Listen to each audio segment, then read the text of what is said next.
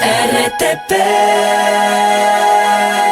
Ya está con nosotros Francisco Borja, el investigador de economía de la Universidad San Francisco de Quito. Vamos a hablar sobre la reciente ley orgánica para el control de flujos irregulares de capitales en Ecuador, su alcance, implementación y también posibles consecuencias para la economía del país. Bienvenido, estimado Gracias. Francisco, gracias por acompañarnos.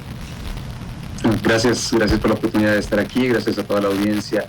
Me gustaría primero traer la atención, creo que a veces equivocado decir el que nada debe, nada teme, porque en economía generalmente lo que estudiamos es los incentivos que tienen las personas. Y el problema que vivimos en Ecuador, no solo las fundaciones, las empresas, creo que todo el mundo lo vivimos, es que muchas de las reglas que tiene el Ecuador no están solo apuntando hacia verificar que nada debas, entonces no tienes nada que temer, sino hay un problema de que todos los trámites se vuelven demasiado fuertes, demasiado engorrosos, hasta llegar al punto en el que los incentivos se vuelven tales que tú ya no tomas acciones. Entonces, por ejemplo, para abrir una empresa, los incentivos para abrir una empresa se diluyen en toda la tramitología que tienes que seguir para hacer una empresa. Y esto puede llegar a ser nocivo para la economía de un país. Sin embargo, a mí lo que más me ha preocupado y lo que me gustaría traer a atención del público, lo que más me preocupa desde un nivel macroeconómico, desde el punto de vista, es las reformas que hace en la número 4, en la cuarta reforma que hace esta ley, empieza a hablar de las empresas privadas. Primero, que no entiendo por qué una ley que se supone que es apuntada hacia fundaciones empieza a hablar de las utilidades de las empresas privadas, pero después empieza a hablar de las utilidades retenidas de las empresas privadas. Y ahí justamente vamos para hablar, y usted ha tocado el tema con el cual pues íbamos a empezar, el impuesto del 12% a las utilidades de los socios a las empresas, que incluye en la nueva ley, señala Diario El Universo, pues traería cierta controversia. La iniciativa del Ejecutivo pues ha sido enviada y pues plantea este impuesto a la renta del 12% a las utilidades que se distribuyan las sociedades en el Ecuador entre sus socios o accionistas. Analicemos el planteamiento y también las repercusiones, o tal vez cómo lo tomaría el sector privado. ¿Es un pago de peaje, como en algún momento lo presentamos en este panel, cuando lo analizamos con un economista, o es más tributos o más cargas para aquellas empresas que quieran invertir en el país? Pues es en realidad más tributos. Como lo hemos analizado nosotros, es que en realidad lo que tiene esta ley es un carácter recaudatorio. Nosotros no vemos ninguno de los beneficios que propone el gobierno. Cuando hablamos de carácter recaudatorio, algunos colegas y yo hemos hecho cálculos y más o menos creemos que la intención es recaudar más o menos unos $500 millones a través de esta ley, que en realidad se convierte en un nuevo impuesto al patrimonio. No es como el argumento dice, que lo que están tratando de hacer es que se entreguen estas utilidades, sino en realidad la ley está construida de tal manera que las empresas no tienen un incentivo para entregar estas utilidades retenidas, y lo que termina haciendo, aparte que la ley está construida de tal manera que no lo van a poder hacer, porque ya lo podemos conversar después, pero la ley dice que la cuenta de utilidades retenidas va a sufrir impuestos según lo que tengan el 31 de julio, y eso ya pasó. Y entonces lo que se vuelve es un impuesto patrimonial, nuevamente un impuesto al patrimonio de los ecuatorianos. Y justamente el tema de las utilidades, estaban argumentando de que había una propuesta de limitar esas utilidades en las empresas. ¿Usted qué piensa en ese término? Pues, ¿qué es lo que está pasando? Esencialmente la ley tiene, este pedazo, la cuarta reformatoria tiene dos secciones. Una que dice, ¿qué pasa si es que tú distribuyes las utilidades de las empresas? Entonces, digamos que tienes un grupo de amigos, de 5 amigos, hacen una empresa y generas $100,000 de utilidades en un año. Tú puedes hacer dos cosas. La primera es repartirle esos $100,000 a los 5 amigos, ¿ya? Pero por otro lado, tú puedes retener las utilidades, como empresa tú puedes retener las utilidades y decir, ok, bueno, ahora he retenido esas utilidades, ahora tengo plata en bancos, y con esa plata en bancos hago una nueva inversión de capital, compro una nueva fábrica, compro una nueva máquina que necesito para ser más productivo. Y eso es precisamente lo que se está incentivando que no se haga. Porque si es que yo digo, no voy a retener utilidades, no voy a repartir utilidades a mis socios para poder comprar una nueva máquina, lo que está diciendo el gobierno está diciendo es, ok, a eso le voy a cobrar impuestos. Claro.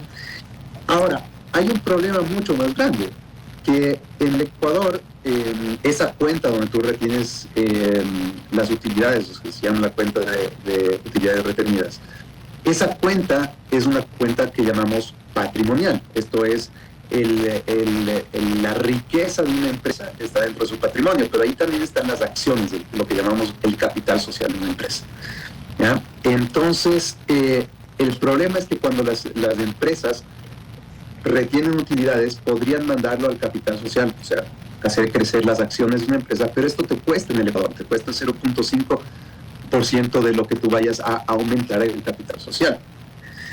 Entonces hay muchas empresas que vienen 10, 15, 20 años sosteniendo las utilidades retenidas en su cuenta patrimonial, porque a la final de solo un cambio de cuentas contable, y ha venido sosteniendo ahí, y esa plata no está en la caja de bancos de las empresas. Entonces no les puedes decir, ok, aquí hay $26,000 millones, repartan, claro, porque esa plata ya se invirtió en el negocio, ya está invertida en máquinas, en carros, etcétera, etcétera, y es solo una cuenta contable.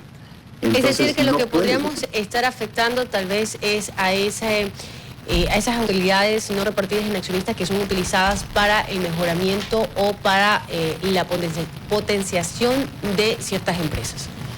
Sí, ciertamente, y como mínimo lo que estarías afectando es la liquidez de la empresa, porque si es que la empresa tiene, de nuevo, vamos al caso anterior, tienes los 5 amigos, hicieron utilidades de $100,000 y ahora ponen esos $100,000 en el banco, con esa cuenta de banco hacen compras.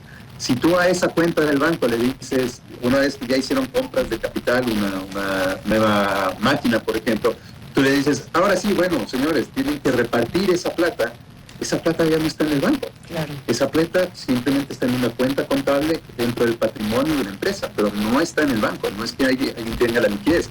Entonces, si tú le obligas, por ejemplo, a pagar un impuesto del 2.5% a las empresas sobre esa cuenta de utilidades retenidas, la empresa va a tener que sacar dinero de liquidez que tenía para otra cosa e hacer el pago de los impuestos, por ejemplo. Entonces tú le vas a prestar liquidez a las empresas, o lo que estás haciendo en realidad es incentivar que las empresas no hagan esa retención de utilidades, lo hacen directamente al capital social, y las empresas irán viendo si es que reparten más acciones, pero dificultas que las empresas no utilicen ese dinero para poder hacer inversiones de capital. Y justamente esa burocracia que mencionabas, que con esta ley, estas organizaciones obviamente sin fines de lucro van a tener más problemas, porque van a pedirle no sé, más controles, más auditorías, los procesos se van a demorar, van a tener acceso a tus cuentas, van a entender más o menos cómo funciona tu... Y de ahí, ¿cómo cree que eso vaya a afectar en sí al privado? O sea, en el sentido de cómo esa transición de la rendición de cuentas, básicamente, de las organizaciones sin fines de lucro, afectaría también, porque acuérdense que hay 2 leyes también de impuestos, ¿no? Si las empresas privadas ayudan en términos de deporte, en arte, que te den el 150 del impuesto a ese aporte de la empresa privada, más que todo. En sí, ¿eso también pudiera afectar esa ley? Esa ley, bueno, a ver, si podría afectar, podría afectar. Lo que tenemos que preguntarnos, sobre todo en la economía, es cuál va a ser el costo de las económico sí. Si los incentivos le cambian a las fundaciones de ser creadas, lo que tú vas a terminar haciendo es no hacer fundaciones. El hacer una fundación ya es un ejercicio bastante complicado, ¿no? Obviamente no tienes utilidades, no tienes lucro una fundación, entonces ya desde su inicio la fundación es un acto comprometido hacia un trabajo social que necesariamente retos no da. Entonces, si tú a eso le sumas problemas y le sumas trabas, lo que va a suceder es que las fundaciones simplemente dejan de existir. Y lo mismo pasa con las empresas. Si tú le empiezas a sumar problemas a crear una empresa, no es que las personas dicen, bueno, ya para poder hacer utilidad voy a hacer estas empresas. No, simplemente dicen, no voy a crear eso. Pero entonces dejan de existir estos espacios. Entonces, en vez de ayudar, las empresas tienen un incentivo de dejar de... en vez de ayudar a crear empresas, lo que va a hacer es disminuir la cantidad de inversión. O sea, si hay tantas trabas de tu inversión extranjera o también nacional, de tú eres joven, quieres hacer una empresa, si comienzas a tener todas estas trabas, obviamente no vas a invertir. Sí, por ejemplo, tenemos un efecto mucho más macro. Había un banco, ya no existe, pero había un banco, por ejemplo, que vino hace unos años, que funcionaba a través de una fundación alemana. Entonces, todo el capital que tenía de trabajo ese banco, antes de conseguir ahorros de los depositantes, venía de una fundación alemana. Entonces, esta fundación va a pensar dos veces antes de hacer este tipo de cosas por todas las trabas que va a tener. Las empresas, al ver que sus capitales, sus inversiones, o sea, por ejemplo, sus donaciones van a ser mucho más inspeccionadas, van a tener un incentivo menor a poder contribuir, porque siempre tienen las empresas un poco de recelo de decir, ok, voy a meterme en más problemas con el SRI o con contabilidad. Sin embargo, de todas maneras, vuelvo a lo anterior, yo creo que el problema más grande desde el punto de vista macroeconómico es la parte en donde ya empezamos a meternos con las utilidades de las empresas privadas. Sobre todo, no quiero dejar sin decir esto, hay un problema bastante grande en la ley, que la ley habla que la foto de esta cuenta contable de utilidades retenidas va a ser la que se tome el 31 de julio de cada año. Y la ley va a entrar en vigencia al siguiente mes aprobada por la Asamblea. Esto quiere decir que la foto con la que van a trabajar el SRI para todas las empresas va a ser la que se tomó hace 8 días Claro. o hace 5 días. Esto quiere decir que las empresas no van a tener tiempo de arreglar sus balances, por ejemplo, de poder mandar estas cuentas a capital social o de repartirlas. Esto ya está puesto en piedra.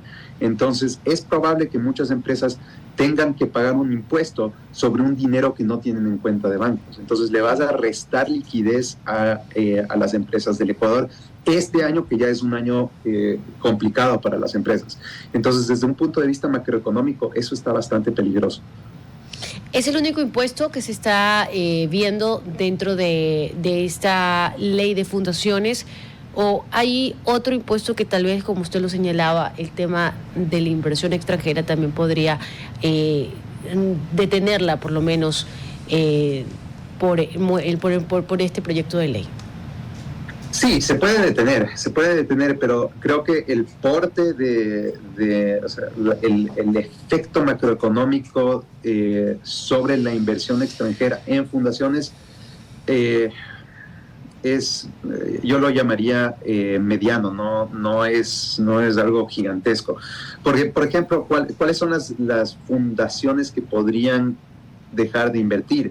Hay, por ejemplo, planificaciones familiares, hay planificación de grandes capitales, por ejemplo, que lo que tienes es una planificación financiera y efectivizas esa planificación financiera a través de fundaciones o a través de grupos, por ejemplo. Entonces, no sé, digamos, si tú tienes una empresa muy grande y quieres asegurarte de cómo va a ser la sucesión de esa empresa hacia tus hijos, lo que generalmente se hace es se pone esa empresa dentro de una fundación, y entonces después esta fundación es la que se encarga del efecto de sucesión. Entonces, cuando tú falleces, le distribuye el capital de la empresa a los diferentes hijos, por ejemplo. Entonces, ahí hay un problema que yo no lo considero pequeño, pero lo considero mediano, de que quizás hayan empresas grandes que deciden, ante el problema de sucesión, empezar a desinvertir. Entonces, vendes tus capitales, por ejemplo. Pero no creo que sea de gran magnitud, asumo. Va a ser un golpe porque son empresas grandes, pero yo creo que ahí con una planificación es manejable desde el punto de vista macroeconómico. ¿Solamente se ve este tributo? Sí. Solamente digo, ¿se ve este tributo en esta ley de fundaciones? ¿Perdón? Solamente se ve, o por lo menos se incorpora este tributo del 12% en esta ley de fundaciones. En esta ley de fundaciones es sobre los dividendos. Esto sí. es otra cosa, es sobre cuántos dividendos se está repartiendo. Uh-huh. Entonces, de nuevo, las empresas pueden o retener las utilidades o repartírselas a sus socios. El impuesto a repartir a tus socios es un impuesto que tiene dos problemas. El primer problema es que es doble tributación.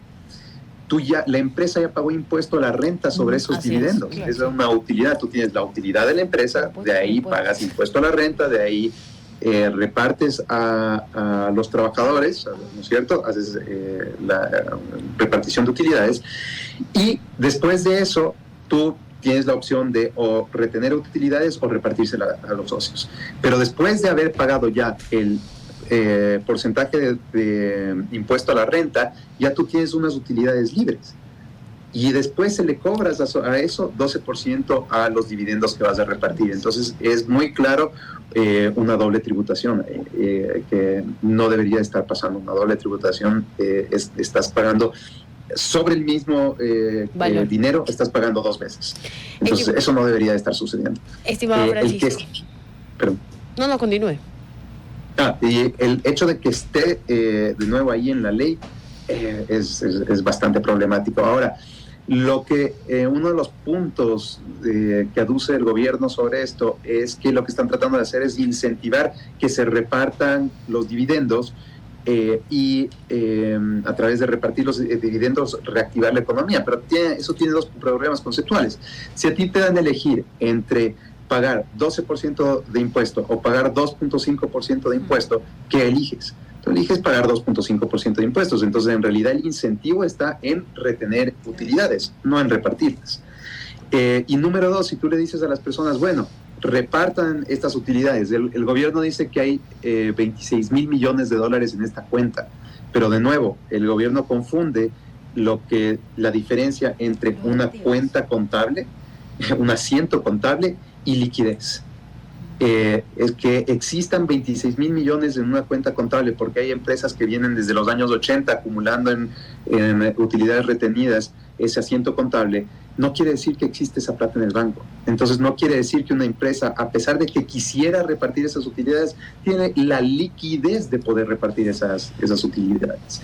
Por ejemplo, si tienes una empresa que tiene 15 millones de dólares en esa cuenta contable porque ha venido acumulando durante 10, 15 años utilidades en esa cuenta contable, no quiere decir que tiene 15 millones de dólares en el banco.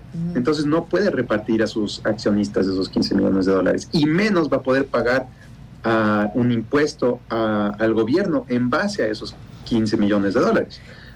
Lo que le vas a terminar haciendo es que tenga que sacarse de algún lado de inversiones de capital, de pagos de sueldo, de lo que sea, va a tener que sacar dinero para poder, esto es liquidez, para poder pagar esa cuenta de capital. Y eso sí tiene un problema macroeconómico que yo creo que es en realidad bastante grande desde el punto de vista de la cantidad de empresas que tienen que pagar eso, y de el monto que se está hablando. Estamos hablando de $500 millones, que no es poco para las empresas del Ecuador.